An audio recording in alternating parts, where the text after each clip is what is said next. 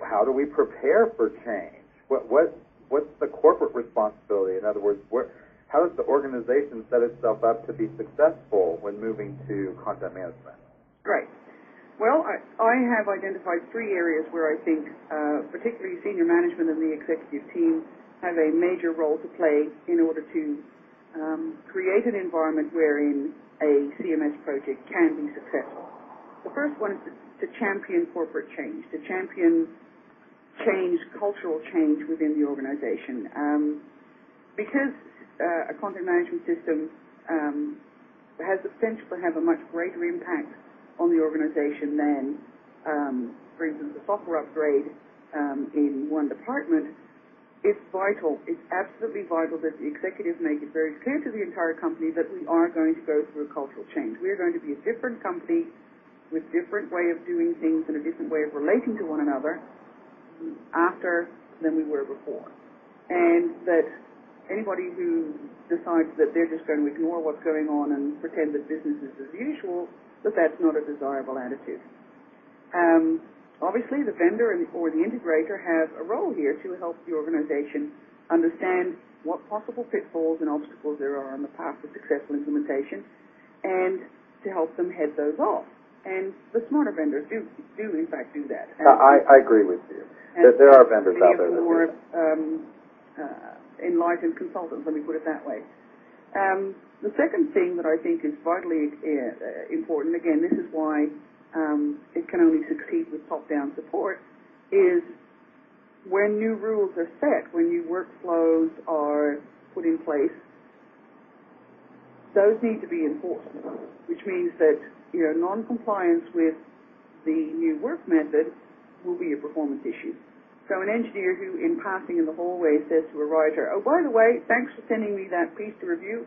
I'm fine with it, go right ahead," because he used to be able to do that, and if something then went wrong, would deny having done it, that's not something that's going to be able to be maintained in a CMS situation. So the engineer's boss needs to be called in and say, "Look, your folks aren't cooperating here, and we need them to cooperate.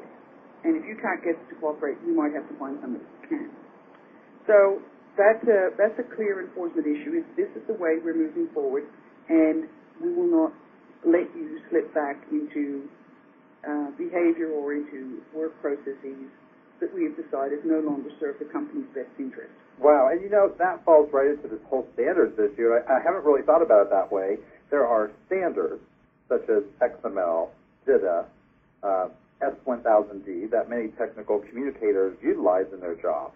But then there are internal standards and kind of de facto standards of the way things work on the web, usability de facto standards. And so I think what you're saying is you have to learn how to comply with standards, the standard approach, in order to maximize the benefit that's possible from content management. Absolutely, absolutely. And obviously that's going to require considerable encouragement. People are going to have to learn to see what the benefits of that are, and if there is some doubt around it, it needs to be made very clear to them that no, we are going to require you to work to standards. That's just what has to happen. So what happens if there's, it just seems to me that we're human, and so there's going to be whatever percentage that's not necessarily going to be able to transition as easily. So what do we do now from a corporate responsibility point of view? Correct. That's very correct. Thank you for pointing that out. Because the third point is you have to have a plan in place to transition lost employees. And that obviously involves some money, but it also involves an understanding that, look, your staff didn't necessarily ask for this change. They're going to do their best, and you're going to do their best to pull them through it, but some of them won't make it to the other side. And some of them will go like, I just can't, it just goes so against my grain to do this structured authoring thing. I hate it. I'm going to do something else. And just dumping these people by the roadside obviously that doesn't really extinguish your corporate responsibility for that.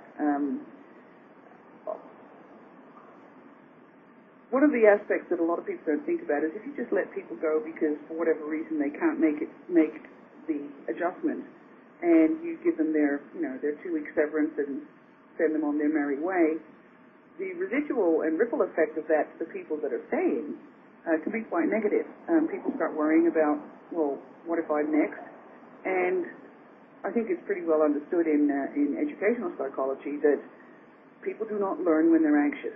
So this is all about creating a safe environment for people to change. And, you know, it's so much less gut-wrenching and so much less worrying if you know that, you know, what if I give it my best shot, but this just isn't for me, that the company will then take care of you. And I don't mean take care of you to the grave, but we'll give you some transition support to either move elsewhere within the company or to move out of the company. And, you know, do the right thing. Yeah, and do the right thing and honor the fact that you've worked very well for them and to everybody's satisfaction for a number of years. And, you know, say, you know what, we're really sorry that we have to part ways, but, you know, we know you gave it your best shot and we acknowledge that. Donna from Teaneck, New Jersey introduces the next slide, which she asks, what does it mean for me? I need to know. This webinar is almost over. All right. Well, now we're going to get to the real fun stuff. If you're a manager, or even if you're, you know, not a manager, but more than your peers perhaps interested or excited about these opportunities, the key thing is always communication.